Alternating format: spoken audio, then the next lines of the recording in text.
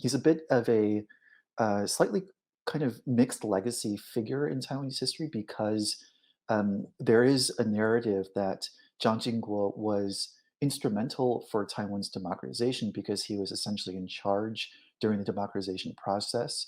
But at the same time, he also was a major political figure within the Kuomintang and within the Republic of China government during the darkest days of the White Terror and of martial law. And he was personally in charge of many of the institutions that were responsible for the repressive period under martial law.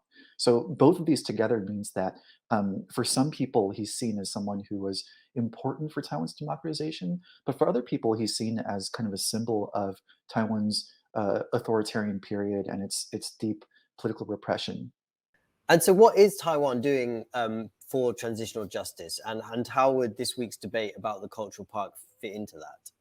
I think it's important for the current government, for the DPP, to make sure that the history that's represented within this cultural park, and especially within this presidential library, is one that takes into account the problems of the Kuomintang period, of this martial law period. So they want to make sure that transitional justice also includes an accurate historical narrative that includes the past wrongdoings, so that future generations can make sure to learn about this.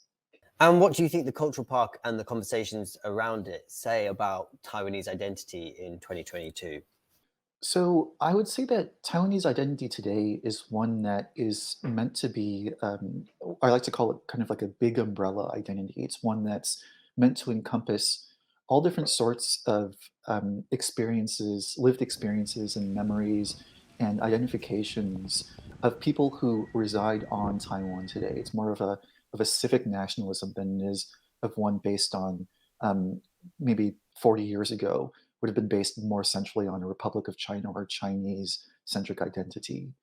So today, as especially the Taiwan administration, following kind of a DPP model, wants to have this more encompassing identity categorization.